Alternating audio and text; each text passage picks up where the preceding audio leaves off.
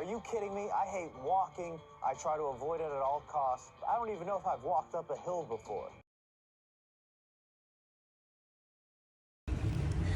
I was back. Why did it take me getting off of work to come back to doing what I know? Because I wasn't in my practice. I was not in my practice. So I'm using this summer to get back into my practice and get back in routine so that when school starts again, I'll be ready. I wasn't ready this year to deal with what I had to deal with. And I didn't take the time to do this on a regular basis, right? So I really didn't feel like it. And so I've been listening back to my motivational things and speakers and different people that I follow that motivated me and gave me words of wisdom and encouragement to lose over 225 pounds. And it wasn't trainers, it was just different people with brain research. One of them was Mel Robbins, or is Mel Robbins. And she's amazing. I won't tell her story, I'll let her tell her story. But she has a story to tell, but she lost a lot and gained a lot. Had a lot, lost a lot, gained a lot. And she was talking about the other day about not wanting to do anything and how we don't really never feel like doing things that we really need to do, like working out, eating right, da-da-da-da. And so one of her books is 5, 4, 3, 2, 1, where you just count down and just do it, right? And so something new she started talking about was something called Do It Anyway. And so that's what I've been doing for the past 2 days, just do it anyway.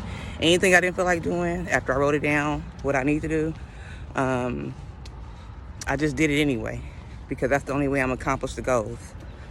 So since I gained back some of my weight, and I haven't reached my tone goal that I want to reach, I'm getting back on that goal.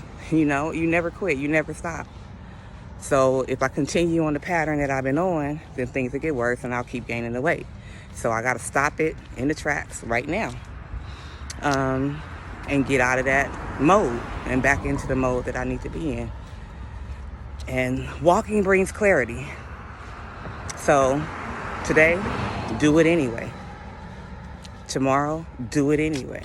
If it's something you need to do right now, post it in the chat and do it anyway. Because that's what I'm doing anyway. And I'm having a great day.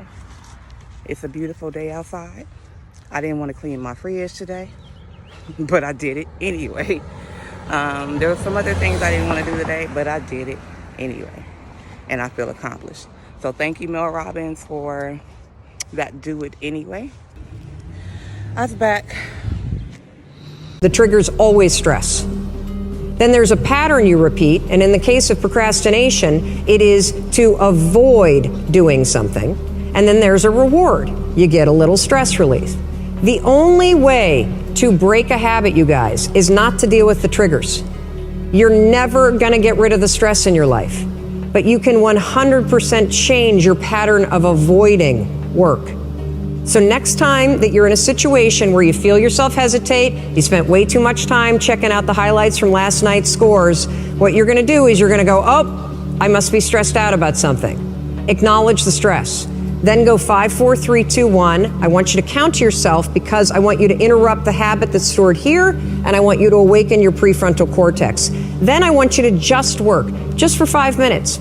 The reason why I want you to only work for 5 minutes is because your problem isn't working. It's the habit of avoiding. I just need you to start. And here's the other cool thing. We know based on research that if we can get you to start, 80% of you are going to keep.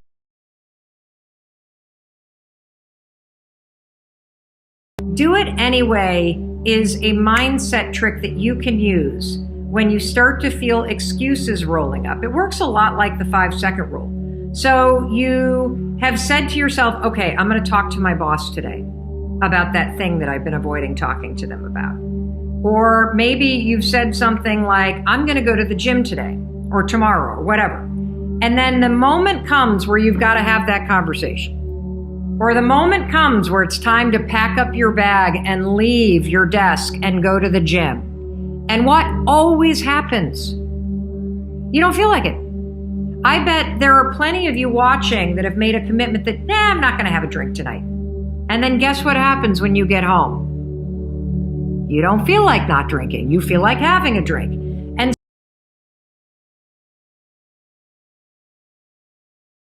so here's what do it anyway has done for me. The idea that I just do it anyway has pushed me to realize and to recognize that there are a lot of moments where there are things in my life that I really want to do, I need to do, I should do, but when the moment comes, I don't feel like it. And so I pull out this idea of, you know what, I'm just going to do it anyway. It's raining outside. I said I would go for a short run. I don't feel like it. I'm going to do it anyway. It's 6 o'clock in the morning. I'm tired. It's cold. I laid out my yoga clothes, but now I don't feel like it. What do? I do it anyway. When you start to say to yourself, I'm going to do it anyway, what happens is something really cool. You acknowledge that there are feelings that you have that are trying to swoop in and hijack you. You acknowledge them and you basically say, guess what? I'm going to do it anyway. The one person that is diminishing your ability to make these dreams a reality is you. Because when you state your dream, this is what happens. You state it, and then all of a sudden you're present to how far away you are from it. And when you see the distance between where you are and where you want to go, the direction that your dream requires you to walk in, you're going to get present to the gap. And that scares us.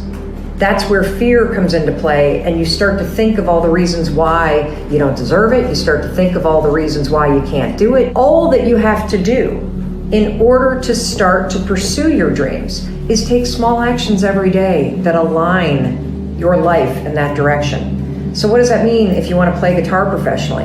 It means that you start playing guitar more. It means that you sign up for open mic nights. It means that you go back to class if that's something that interests you. You see, your dreams will happen either because of you or in spite of you. They don't happen because of other people. They happen because of you and what you do. The second you have the bravery to state that dream, now are you going to create it or are you going to diminish it in your mind? Here's your new